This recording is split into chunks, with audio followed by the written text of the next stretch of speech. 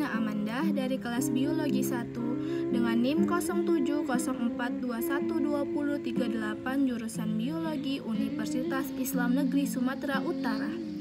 Sebelumnya saya mengucapkan terima kasih banyak kepada Ibu dosen Ibu Syukria MSc selaku dosen mata kuliah perkembangan hewan karena telah memberikan saya tugas UAS dalam bentuk video dengan materi perkembangan hewan. Pertama sekali yang akan kita bahas yaitu tentang pengertian fertilisasi. Nah, di sini kita akan membahas tentang apa itu fertilisasi. Fertilisasi adalah proses peluburan spermatozoa dan sel telur yang meliputi inti atau genom dan sitoplasma. Fertilisasi juga mempunyai pengertian yaitu suatu proses penyatuan atau fusi dari dua sel gamet yang berbeda. Contohnya, sel gamet jantan dan sel gamet betina yang akan membentuk suatu zigot yang mengandung satu sel saja. Secara embriologi, fertilisasi merupakan pemasukan faktor-faktor yang heriditas atau penjatan ke keofum dan melibatkan penggabungan sitoplasma dan bahan nukleus. Fertilisasi diawali dengan proses pembentukan gamet yang disebut dengan gametogenesis, yaitu proses pembentukan spermatozoa atau spermatogenesis pada jantan. Kemudian pembentukan ovum atau oogenesis pada betina. Setelah proses fertilisasi berlangsung dilanjutkan dengan proses embriogenesis yang meliputi pembelahan zigot, blastulasi, grastulasi, neurulasi, dan proses akhir adalah proses pembentukan organ-organ atau proses organogenesis. Berikutnya, fertilisasi ini dibagi menjadi dua macam. Yang pertama itu fertilisasi eksternal yang terjadi di dalam air secara alami, contohnya pada ikan dan katak. Yang kemudian ada fertilisasi internal, yaitu fertilisasi yang terjadi di bagian anterior of hidung. Nah, kemudian kita itu akan membahas tentang fertilisasi eksternal.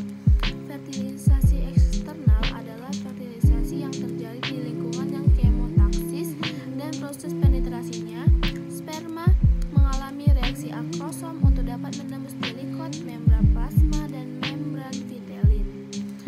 Fertilisasi eksternal umumnya terjadi di lingkungan yang akuatik, di mana gamet betina berupa telur dan gamet jantan yang berupa sperma yang dibebaskan di lingkungan air.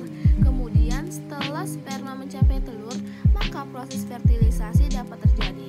Contohnya pada ikan. Pada proses fertilisasi eksternal, telur yang mengalami proses fertilisasi kemudian dia akan berkembang di dalam air. Setelah dia berkembang di dalam air juga akan menimbulkan potensi penurunan jumlah keturunan karena sangat rentan terhadap serangan predator.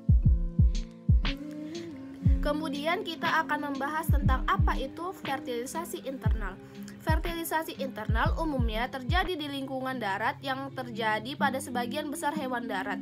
Terdapat 3 tipe hewan yang mengalami dan menghasilkan keturunan dengan cara fertilisasi internal. Contohnya ovipar, vivipar, dan ovipivipar. Ketiga tipe hewan ini tersebut mengalami fertilisasi internal, akan tetapi dengan caranya yang berbeda-beda.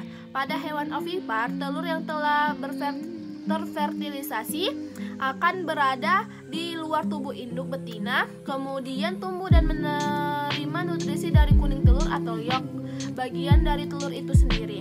Contohnya pada sebagian besar ikan bertulang, ikan tulang kartilago, dan sebagian besar amfibi, reptil, dan semua jenis burung, dan sebagian kecil mamalia.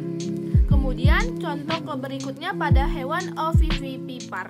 Telur yang terfertilisasi akan tetap berada di dalam induk betinanya, akan tetapi nantinya embrio akan berkembang memperoleh nutrisi dari kuning telur. Keturunan ovivipar ini akan berkembang dengan pesat setelah menetas. Contohnya itu ada ikan bertulang keras seperti ikan gupi, beberapa jenis ikan hiu, dan sebagian kadal, dan beberapa juga ada sebagian jenis ular. Kemudian tipe ketiga yaitu tipe vivipar. Tipe vivipar, umumnya perkembangan telur pada vivipar itu telah terfertilisasi secara internal, kemudian berkembang menjadi embrio, zigot, dan terjadi di dalam tubuh induk betina. Embrio yang berkembang akan memperoleh nutrisi dari induk betinanya melalui peredaran darah induk dengan perantara plasenta. Selanjutnya, embrio tersebut akan berkembang di dalam tubuh betina hingga siap dilahirkan. Contohnya adalah sebagian besar mamalia, beberapa ikan tulang kartilago, dan beberapa jenis reptil juga. Kemudian kita akan membahas tentang fungsi fertilisasi.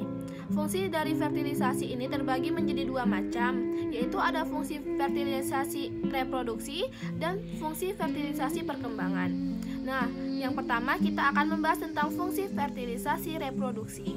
Pada fungsi ini, fertilisasi memungkinkan terjadinya pemindahan unsur-unsur genetik dari orang tua atau induk.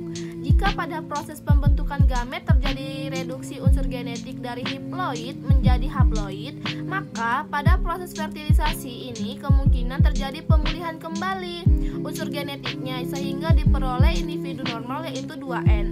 Nah, kemudian kita akan membahas nih apa itu fertilisasi perkembangan. Fertilisasi pada fungsi perkembangan yaitu memungkinkan terjadinya rangsangan pada sel telur untuk melanjutkan dan menyelesaikan proses pembelahan meiosis dan membentuk pronukleus betina yang nantinya akan melebur dengan pronukleus jantan yang kemudian membentuk zigot. Jika fertilisasi tidak terjadi, maka sel telur nantinya akan bertahan pada tahap metafase 2 dan kemudian berdegenerasi melalui proses yang berikut. Selanjutnya kita akan membahas tentang tahapan proses fertilisasi. Sebelum berlangsungnya proses fertilisasi, terdapat 4 tahapan yang harus ada baik dari ovum maupun spermatozoa. Tahapan-tahapan tersebut adalah sebagai berikut, yaitu yang pertama itu ada tahapan persiapan, yang kedua ada tahapan pengikatan, yang ketiga itu ada tahapan peleburan, dan yang keempat itu ada reaksi kortikal.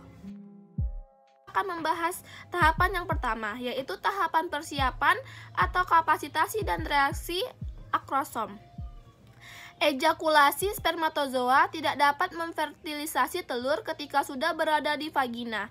Oleh karena itu, spermatozoa tersebut harus melewati tahapan pematangan fisiologi spermatozoa yang disebut sebagai kapasitasi.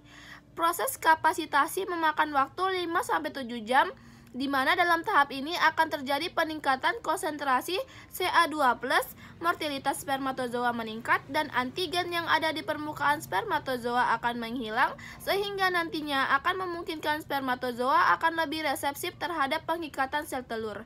Dengan terjadinya kapasitasi ini, nantinya akan memungkinkan timbulnya reaksi akrosom. Jutaan sperma dilepaskan dalam 1 kali ejakulasi saat puncak senggama.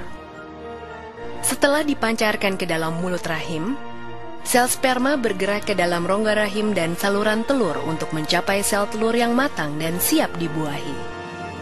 Dari jutaan sperma yang dipancarkan, hanya beberapa yang dapat bertahan hidup mencapai indung telur, dan hanya 1 yang akan bertahan hidup mencapai indung telur. Sperma kemudian mempenetrasi dinding sel telur, kemudian mengkombinasikan materi genetiknya dengan sel telur dalam proses yang disebut pembuahan. Kemudian kita akan membahas tahapan yang kedua, yaitu tahap pengikatan spermatozoa dengan sel telur. Pada tahapan ini, kepala spermatozoa terikat secara langsung di bagian permukaan luar sel telur dan memicu terjadinya reaksi akrosom. Reaksi akrosom harus terjadi dulu sebelum spermatozoa dapat melebur dengan sel-sel telur. Spermatozoa akan mengadakan kontak dengan bagian korona radita sel telur. Isi dari akrosom kepala spermatozoa kemudian dibebaskan dan terjadi keseimbangan.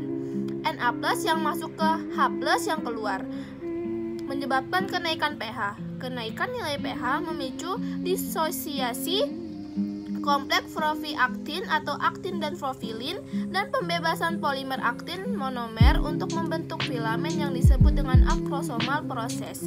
Akrosomal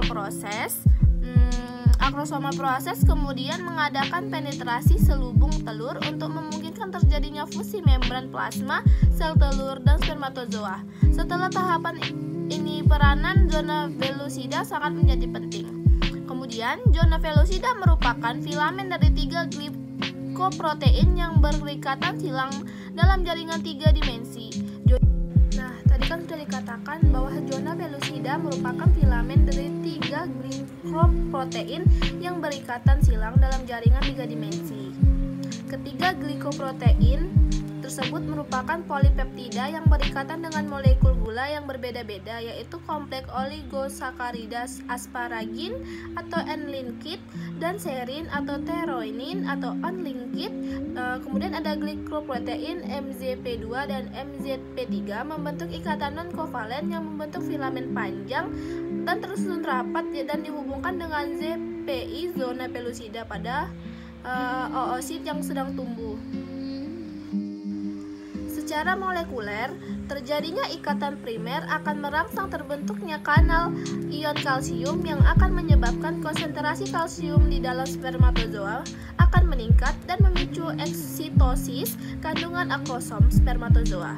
Sementara itu, protein G juga diaktifkan dan akan menginduksi influx serta eksositis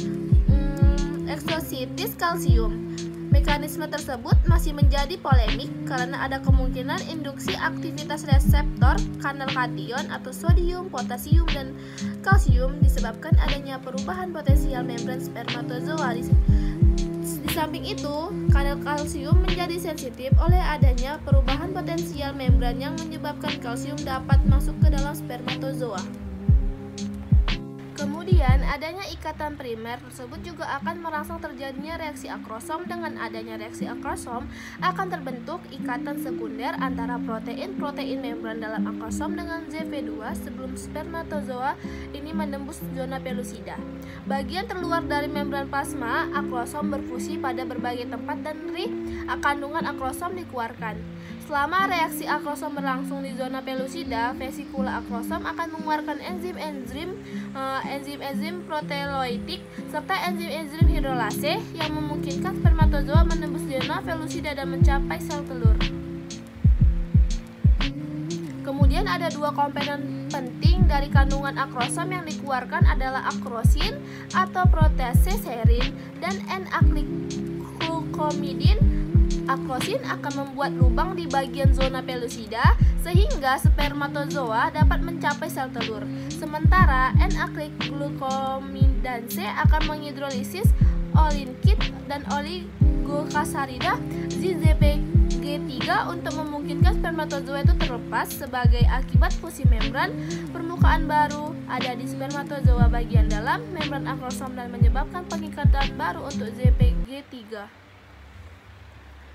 Dari penjelasan yang telah disebutkan tadi bahwa pengikatan spermatozoa di bagian zona pellucida telah dibuktikan dengan cara assay.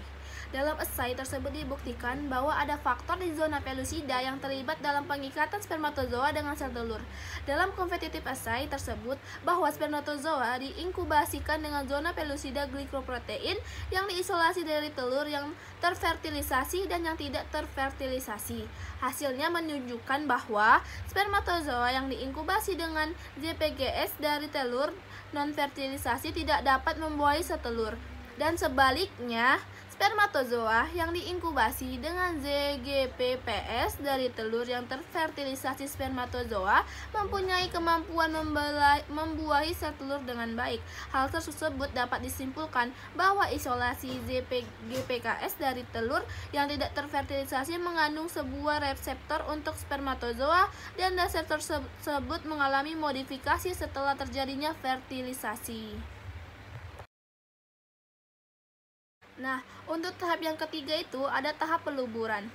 Fusi atau peluburan dua gamet menginisiasi beberapa reaksi penting di dalam sel telur.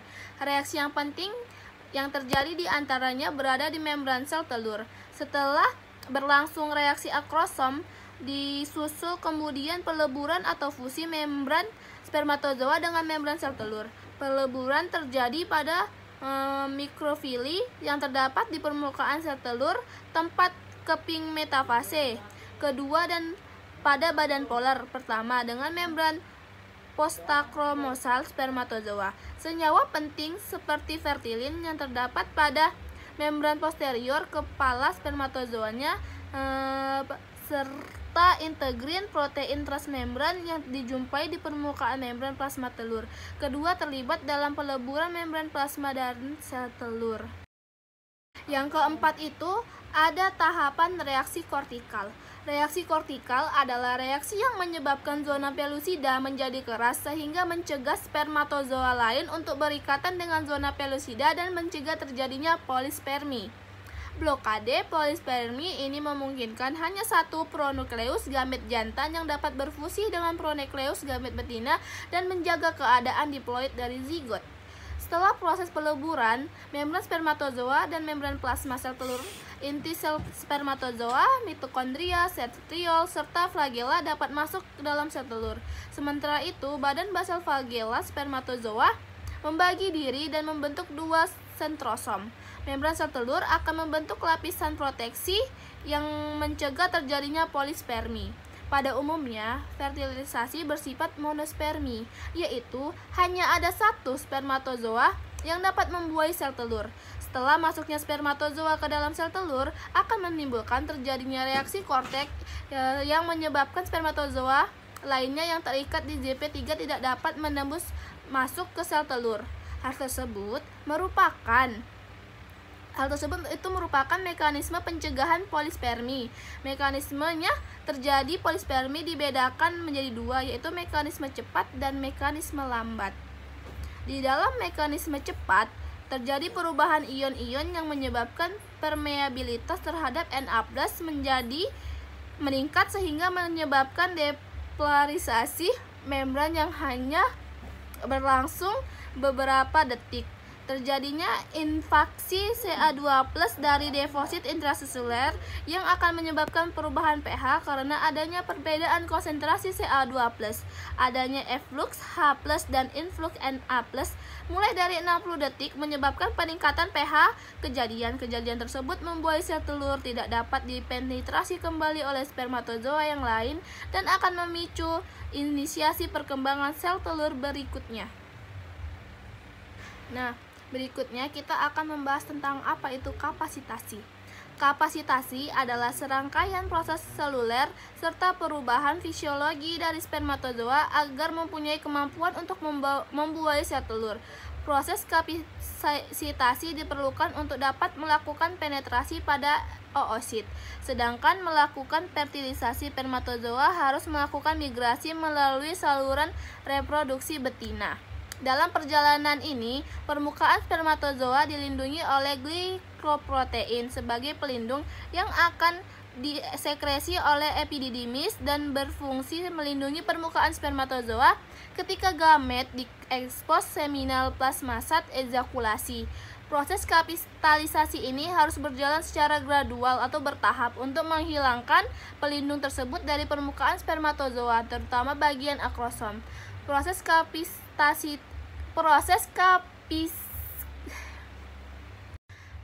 kapasitasi merupakan suatu proses reaksi biokimia dan fisiologi yang kompleks, termasuk penghilangannya suatu komponen yang berasal dari tubulis seminiferus, epididymis, vas deferens, dan seminal plasma yang diserap spermatozoa melalui membran spermatozoa. Selama proses dari testis melalui epididymis, spermatozoa itu akan dimodifikasi hingga menjadi sel yang steril yang akan disimpan di ekor epididymis hingga dilepaskan saat ejakulasi untuk menghindari kontaminasi oleh urin. Satu hal yang penting bahwa proses pendewasaan dan modifikasi spermatozoa terjadi pada permukaan. Spermatozoa yang menimbulkan testes dan masuk ke kaput epididymis yang belum mampu melakukan penetrasi ke oosit, di mana nantinya akan mengalami kapasitasi, yakni proses pendewasaan spermatozoa oleh cairan endometrium sehingga spermatozoa dapat menembus lapisan-lapisan sel telur. Selanjutnya kita akan membahas pencegahan polispermia. Polispermia merupakan suatu peristiwa masuknya multisperma atau lebih dari satu sperma ke dalam ovum ketika fertilisasi terjadi. Terdapat dua macam cara pencegahan polispermi, yaitu dengan blok polispermi cepat. Peristiwa ini terjadi ketika sperma dan ovum bertemu. Proses blok cepat polispermi dilakukan dengan mengubah potensial listrik pada membran telur atau ovum. Membran sel telur tersebut memiliki barrier selektif antara sitoplasma dengan lingkungan tua. sehingga hal ini menyebabkan kadar ion di dalam sel telur berbeda dengan kadar ion di luar sel telur. Di dalam sel telur tersebut terdapat kadar ion Na dan K. Ion Na memiliki kadar yang relatif rendah, sedangkan ion K memiliki kadar yang tinggi. Perbedaan kadar ion ini dikendalikan oleh membran sel yang berfungsi mencegah masuknya ion Na ke dalam sel dan mencegah lepasnya ion K keluar sel. Blok cepat polispermi ini juga dapat ditahan dengan menurunkan kadar Na di lingkungan luar sel. Bila suplai non-sodium tidak mencukupi karena potensial membran berubah menjadi positif, maka dapat terjadinya polispermi. Kemudian yang kedua itu blok polispermi lambat. Pelepasan sperma dilakukan dengan reaksi granula kortikal. Enzim-enzim dari granula memisahkan lapisan vitalin dari membran plasma dan mukopolissakarida menghasilkan gradien osmotik yang menarik air ke dalam ruang vitalin dan membengkakkan daerah tersebut. Pembengkakan itu mendorong lapisan vitalin menjauhi membran plasma dan lapisan lain mengeraskan daerah tersebut. Ketika voltase yang mengalir di sepanjang membran plasma telah kembali normal dan pemblokiran cepat polispermi tidak dapat terjadi dan tidak dapat berfungsi.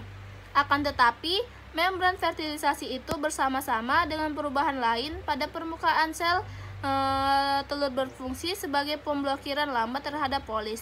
Reaksi ini adalah mekanisme blok spermi secara lambat dan proses ini mulai aktif sekitar 1 menit setelah fusi antara sel sperma dan sel telur pertama. Reaksi ini ditemukan hampir di semua spesies mamalia. Baik, berikut adalah penjelasan materi fertilisasi yang saya bawakan. Lebih dan kurangnya saya mohon maaf. Wabillahi taufiq walhidayah. Wassalamualaikum warahmatullahi wabarakatuh.